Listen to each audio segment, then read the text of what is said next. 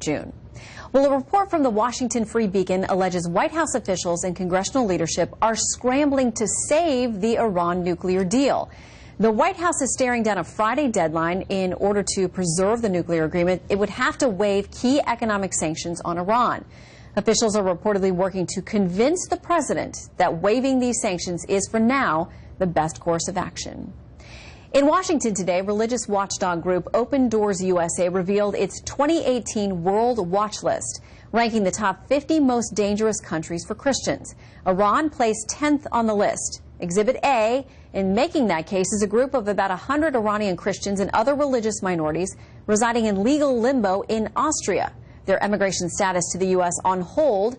It was put there late in the Obama administration. So what now? Leland Vitter joins us live with that story and more. Good evening, Leland. Oh, good evening. Some of these Iranians worried they may be sent back to Tehran. Quite literally, it appears these Iranians are caught between two of the president's most repeated campaign promises: the travel ban and protecting Christians around the world. This is people's heads are chopped off by the hundreds, by the thousands. And if you're Christian, you have no chance. I have such tremendous support, it's unbelievable. Then candidate Trump promised protection to Christians abroad and to the American people from terror. Donald J. Trump is calling for a total and complete shutdown of Muslims entering the United States. Perfect example, activists say, is the Trump administration's unwillingness to let in about 100 Iranians waylaid for a year in Vienna, Austria, awaiting refugee status.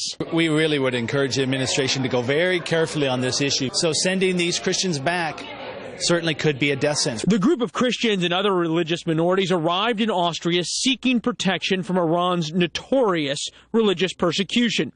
So bad that last week the State Department designated Iran among 10 countries of particular concern for violations of religious freedom. We must not be silent. But activists for the 100 claim the administration isn't just remaining silent, but refusing to overturn an Obama-era decision to put a hold on the group's resettlement in America.